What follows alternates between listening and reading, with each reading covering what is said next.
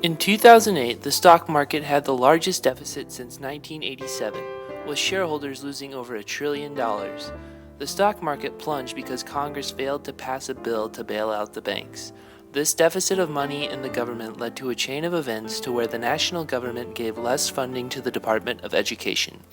The school boards had the power to decide where to cut their budget.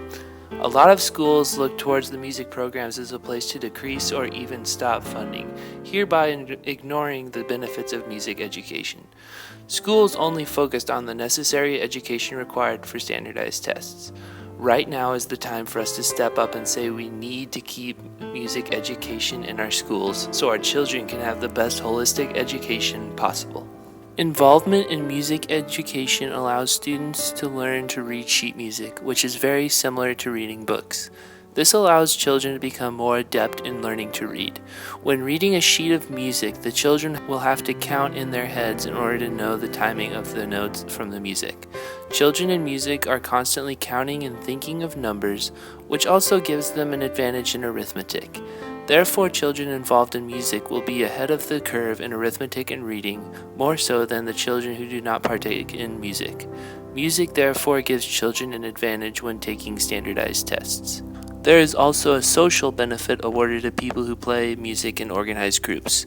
I've played music for 10 years now, and I've been able to meet many people who share the same interests as me.